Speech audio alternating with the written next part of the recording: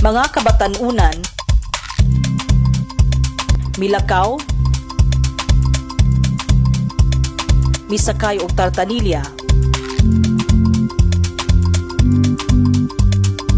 o kahabos,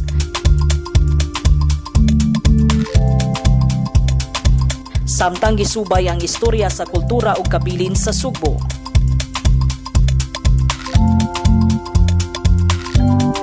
Mao kini ang Kabataan, Kultura ug Kabilin 2013.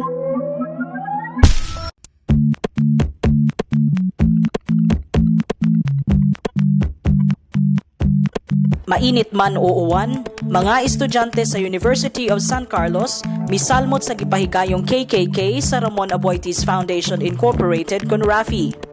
With KKK, we're trying to bring the students, connect them to the actual experience, heritage culture or issues of social development by bringing them around and really letting them feel what it is to be out here, and then begin to imagine what they have learned in the classroom and relate. So there's now the processing of information, and this is what KKK is doing.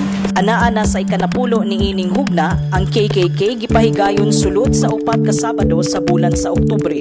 Matag Sabado nagkadaiyang pagtulunan ang nagkatunan sa matag tinunan. We had students on national contemporary issues in development.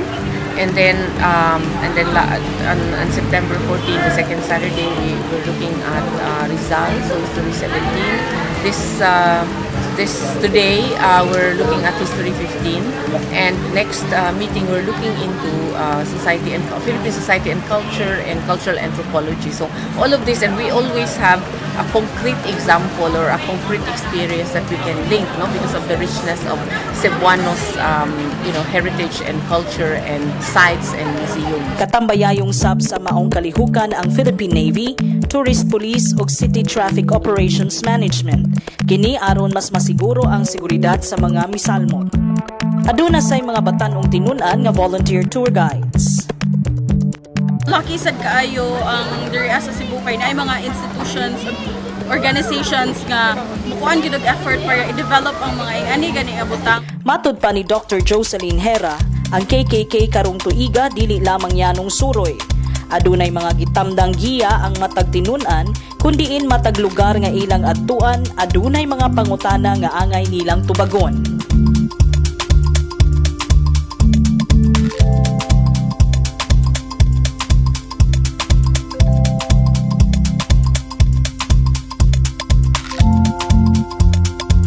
Ang na-learn na ko diri sa ani nga tour kay kanang mas nakibaw-an pa gyud nako ang Cebu, ang mga locations kung aha sa unan na butang ang mga important nga mga sites.